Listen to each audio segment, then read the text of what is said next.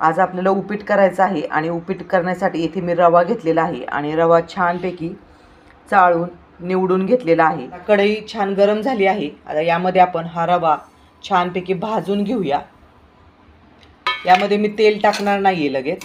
आता फक्त रवा आपल्याला छानपैकी भाजून घ्यायचा आहे आणि एकसारखं हलवत राहायचं आहे, म्हणजे हा रवा छानपैकी भाजला जाईल आणि आपलं उपीट देखील खूप छान होईल।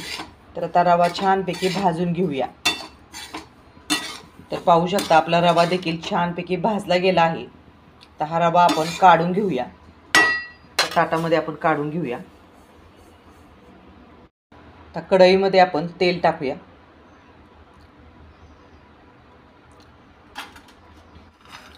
आपण इथे शेंगदाणे घेतलेले आहेत, ते तर पाहू शकता आपले शेंगदाणे छानपैकी तळले गेले आहेत। आता हे काढून घेऊया आपण।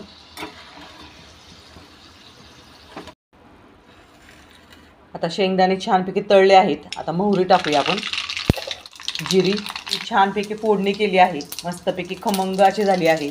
टोमॅटो, हिरवी मिरची, कढीपत्ता, भरपूर सारा कांदा आणि कोथिंबीर घेतलेली आहे आणि सगळ्यात शेवटी आपण इथे कैरी घेतलेली आहे। कैरीचे सीझन चालू आहे, तर मस्तपैकी आपण कैरी घेतलेली आहे।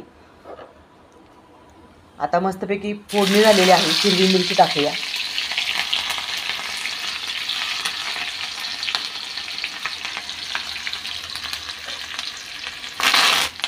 कढीपत्ता, कांदा। आता हा कांदा जो आहे तो छानपैकी आपण परतून घेऊया। मस्तपैकी सुगंध सुटला आहे, पाहू शकता छान फोडणी झालेली आहे। त्याच्यामुळे आपले उपीट देखील खूप छान होणार आहे। तर कांदा थोडासा आपण परतून घेऊया, मऊसूत करून घेऊया। तर पाहू शकता मस्तपैकी कांदा हा तळला गेला आहे, मऊसूत झालेला आहे। आता यामध्येच आपण टोमॅटो टाकणार आहोत।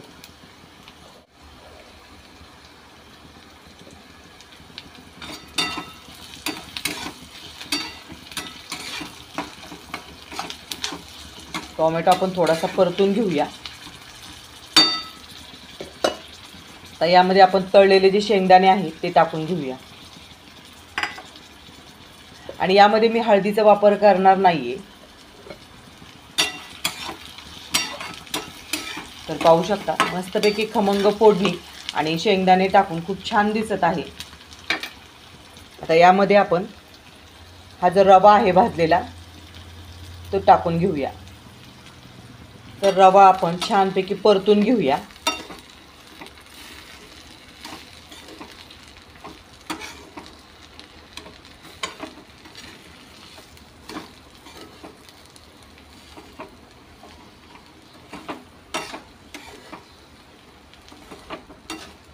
एक 2 मिनिटं आपण छानपैकी परतून घेणार आहोत।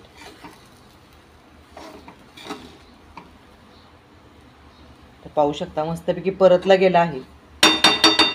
आता यामध्ये आपण पाणी टाकूया। पाणी येथे मी थंडच घेतलेलं आहे।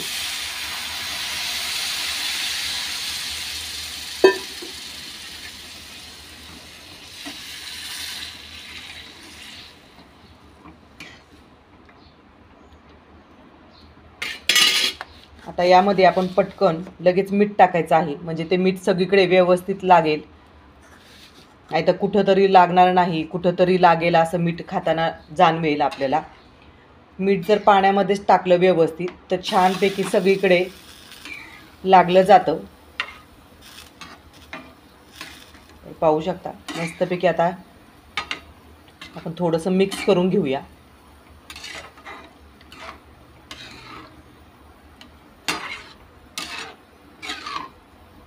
फुल असं उपीट होणार आहे।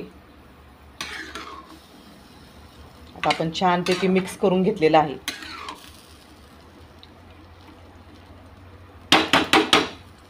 वाफ काढूया। तर एक 5 मिनिटं झालेली आहेत आणि पुढे घे की थोडंसं। तर पाहू शकता आपलं उपीट छानपैकी वाफवलं आहे। आता हे मस्तपैकी आपण मिक्स करून घेऊया।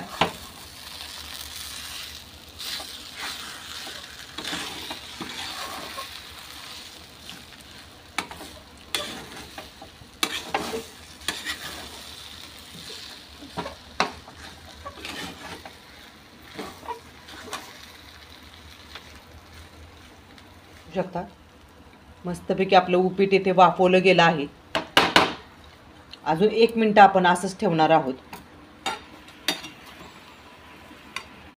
तर पाहू शकता मस्तपैकी आपलं उपीट इथे झालेलं आहे, कलरफुल असं आणि चवीला देखील भन्नाट झालेलं आहे. तर हे एका ताटलीमध्ये आपण काढून घेऊया.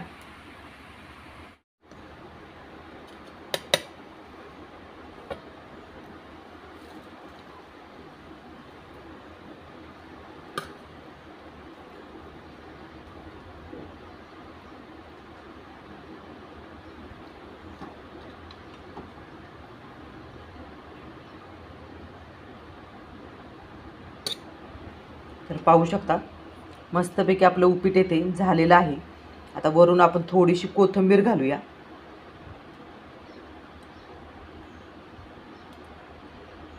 मध्ये कैरी उपलब्ध आहे आणि आपल्या झाडाचीच कैरी आहे, त्याच्यामुळे पटकन अवेलेबल होते आपल्याला. तर ही कैरी आपण थोडीशी टाकूया. खाताना देखील मस्तपैकी उपीट आपलं लागणार आहे. पाहू शकता आपण जी कैरी टाकलेली आहे यामध्ये, त्याची चव जी आहे ती खूप छान लागत आहे.